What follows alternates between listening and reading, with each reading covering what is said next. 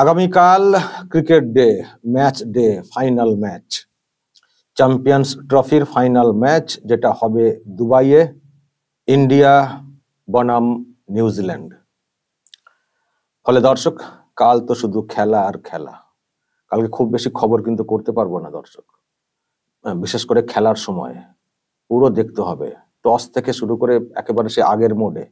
ছোটবেলায় যেভাবে খেলা দেখতাম, যারা আছেন পুরনো তারা তো জানেন, সেই টস থেকে শুরু হতো, মাঝখানে বসে থাকতাম, বিজ্ঞাপন দেখতাম, তাও ভালো, উঠবো না, প্রথম বল থেকে দেখতে হবে, দেখবো।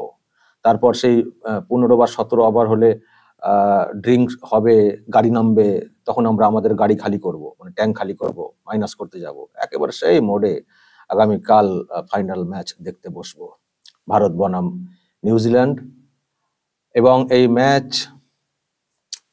আমরা খুব আশাতেই আছি, তবে দেখা যাক কি হয় খেলা। তবে এটুকু বলবো, কালকের ম্যাচ কিন্তু টাফ টাফ। আমি ভারতীয়, অবশ্যই আমি চাইবো যে ভারত জিতবে, ভারত এগিয়ে, সব ঠিক আছে, বলবো, কিন্তু কালকের ম্যাচ কিন্তু টাফ, এটুকু বলতে পারি। অন্যান্য ক্ষেত্রে আমরা বলে দিই সহজে, কিন্তু কালকের ম্যাচটাকে অতটা সহজে বলছি না, বলতে চাইছি না। দেখা যাক না, ম্যাচটা হোক না। আর আমাদের কালকের ম্যাচ নিয়ে খুব বেশি তাড়াও নেই, খুব বেশি ইগোও নেই। অবশ্য তার মানে এই না যে জেতার দরকার নেই, হ্যাঁ জিততে হবে। মানে প্রতিপক্ষ যে টিমটা নিউজিল্যান্ড, তাদের সঙ্গে আমাদের আর সেই রকম মানে ইগোর যে ব্যাপারটা সেটা নেই। অস্ট্রেলিয়ার সঙ্গে খেলা হলে একটা জেদ থাকতো, কারণ অস্ট্রেলিয়া আমাদের অনেক স্বপ্ন ভঙ্গ করেছে, যেটা হয় আর কি। এটাও খেলারই একটা রেষারেষি বলা যায়। তবুও অস্ট্রেলিয়াকে হারাতে হবে, এটা একটা তাগিদ, যেটা সেমিফাইনালে ছিল আমাদের, কারণ ওদের সঙ্গে আমাদের অনেক টক্কর হয়েছে, অনেক স্বপ্ন ভঙ্গ হয়েছে। কিন্তু এখানে প্রতিপক্ষ নিউজিল্যান্ড, সুতরাং সেদিক দিয়ে মানে ফ্রি। মানে ভারত জিতলেও নিউজিল্যান্ডের জন্য আমাদের সমব্যথী থাকবে। আমরা বলবো না ঠিক করেছি হারিয়েছি, ঠিক করেছি হারিয়েছি, ওটা বলবো না। জিততে হবে ভারতকে, ট্রফি লাগবে, কিন্তু প্রতিপক্ষ দলটা এমন, মানে ওই রকম না যাদের জ্বালাতে আমরা জ্বলি, ওই রকম না। এবং দেখবেন এরা হারার পরে মাঠ যখন ছাড়বেন প্লেয়াররা, দেখবেন কি ভদ্র, হয়তো কষ্ট হবে, কি সৌজন্য, কি ভদ্রতা দেখবেন। তো এইসব টিমের সঙ্গে খেলতে ভাল লাগে। এইসব খেলাগুলো খেলাই হয় একেবারে মানে ক্রীড়া সুলভ মানসিকতা, ভাল লাগে সত্যি, খেলা, যুদ্ধ না। তো এই ম্যাচ মানে ফ্রেন্ডলি, খুবই মানে ফ্রেন্ডলি বিষয়টা। এটা মানে আমরা ভাবি, যেহেতু সামনে নিউজিল্যান্ড, কিন্তু জিততে আমাদেরকে হবেই, কারণ ট্রফির থেকেও আমাদের, তা না হলে এত বেগ পেতে হবে, সে তো দর্শক নিশ্চয়ই বুঝতে পারছেন। মানে ভারতকে হারিয়ে নিউজিল্যান্ড চ্যাম্পিয়ন হয়ে যতটা না তারা খুশি হবেন ওখানকার লোকজনেরা বা প্লেয়াররা, তার থেকে কয়েক গুণ বেশি খুশি হবেন পাকিস্তান এবং বাংলাদেশের লোকেরা। এ তো পরিষ্কার দর্শক। আগেই বলেছি, নতুন বাপ, ইন দা সেন্স যে নিউজিল্যান্ডের বিরুদ্ধে সব ছিলেন ওনারা। সেমিফাইনাল যেটা হয়েছিল লাহোরে, সেখানেও পাকিস্তানের বিরুদ্ধে, এই নিউজিল্যান্ডের বিরুদ্ধে আওয়াজ উঠছিল যাতে হেরে যায়। তো এখন তো ভারতকে হারাতে হবে, সুতরাং সেই নিউজিল্যান্ডকে যাদেরকে গালি দেওয়া হয়েছিল, এখন তাদের জন্যই তারা গলা ফাটাবে। সুতরাং এটা হবে, সেজন্য ভারতকে জিততে হবে আমাদেরকে বাঁচার জন্য, মানে এই তোপ থেকে বাঁচার জন্য ভারতকে জিততেই হবে। তো দেখা যাক, খেলা বলা যায় না। আর নিউজিল্যান্ড ভালো টিম, সুতরাং তাদের সঙ্গে খেলাটা হোক, তারপরে যা হবে খেলার সেটা আমরা দেখব। আপনারা দেখেছেন, মিডিয়াতে নিশ্চয়ই খবর এসছে, টিম পুরো প্রস্তুত, ভারতীয় টিম। একটা খবর এসছে একটু খারাপ, সেটা হচ্ছে কোহলির মানে হাঁটুতে একটা বল লেগে গেছে, হাঁটুতে। তো উনি মাঠ থেকে উঠে পড়েছিলেন, যদিও আঘাতটা খুব বেশি গুরুতর না যেটা বলা হচ্ছে, ফলে খেলাতে কোনো সমস্যা হবে বলে মনে হচ্ছে না। আর সবাই তো মুখিয়ে রয়েছেন ভারতীয়রা। গিল তো বলেছেন যে আমাকে খেলতে হবে। ওনার ভালো করেই একটা আফসোসের জায়গাটা রয়ে গেছে যে ওয়ার্ল্ড কাপ ফাইনালে ওইভাবে আউট হয়ে যাওয়াটা। তো এটা একটা ফাইনাল ম্যাচ, এত বড় একটা টুর্নামেন্ট, যেখানে ভালো করে খেলতে হবে, ওনারও একটা তাগিদ রয়েছে।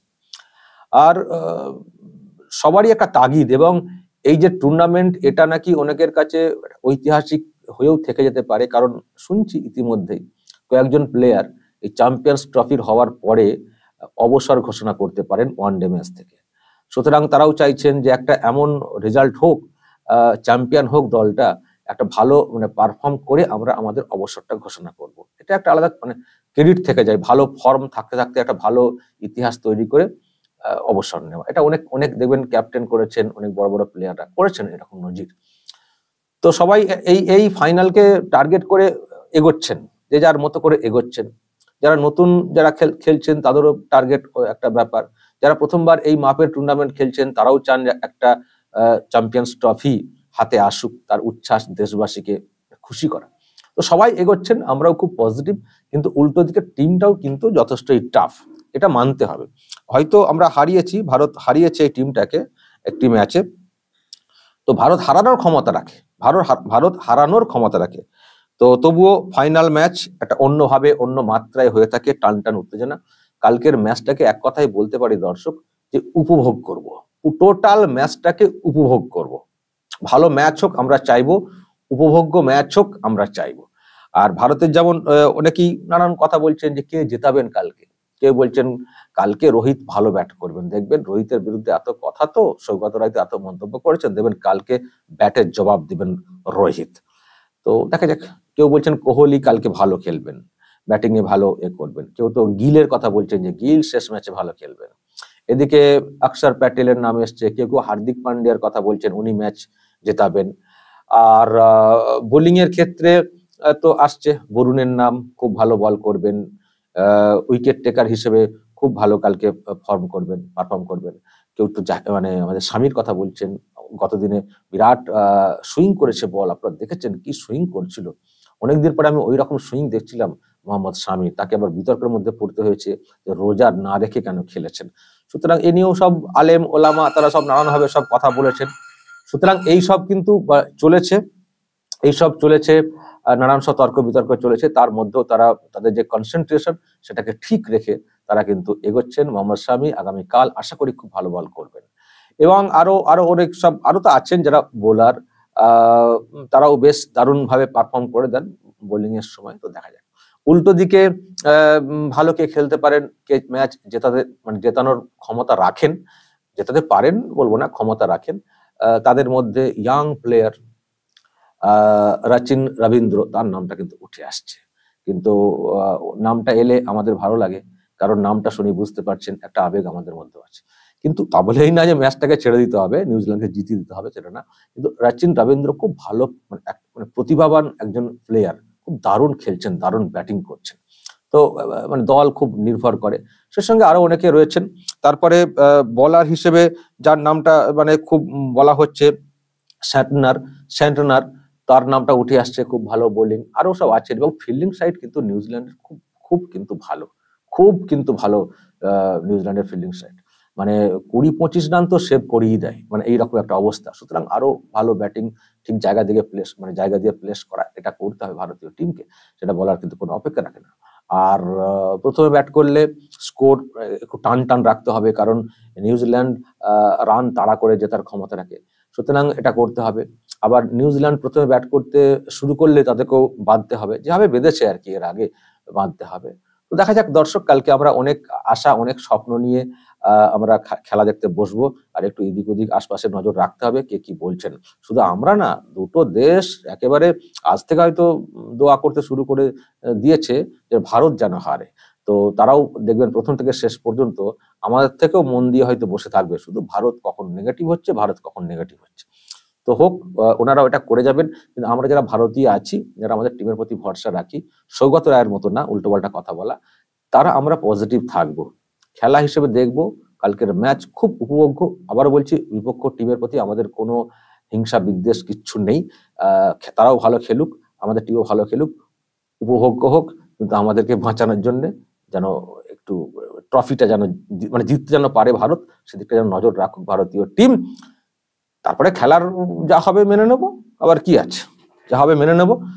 তো দর্শক, এই হচ্ছে ব্যাপার। কালকে নিশ্চয়ই আপনাদেরও বিরাট ইচ্ছে, যে যার কাজকর্ম আছে সকাল সকাল সব সেরে ফেলবেন, 2:30টার মধ্যে টিভির সামনে সব বসে পড়বেন আর খেলা দেখবেন, কেউ উঠবেন না টিভির সামনে থেকে। আর আমি চেষ্টা করব আপডেট দেওয়ার, নজর রাখবেন আরামবাগ টিভিতেও। আর দর্শক বলুন যদি আপনাদের কোনো বলার থাকে, আমি আজকে ভাবছি এই আপলোডটা দিয়ে পড়বো কমেন্টগুলো, যে কালকে ম্যাচকে জেতাতে গেলে ভারতীয় টিমকে কি কি দিকে নজর রাখতে হবে, কাকে কোন মানে মানে যদি বলারের কথা বলি, কোন পজিশনে মানে স্পেল গুলো, যদিও ওখানে খেলার মুহূর্ত ধরে ধরে মানে বলার চেঞ্জ করা হয়, কাকে কখন আনা হবে, তবু যদি কিছু বলার থাকে আপনাদের বলবেন, মানে সাজেশন। ধরুন আপনাদেরকে টিমের দায়িত্ব দেওয়া হলো, আপনি কি করতেন, বা আপনি কোচ বা আপনি ক্যাপ্টেন কি করতেন, আপনি বলতে পারেন সাজেশন স্বরূপ যে এই করলে বেটার হয়।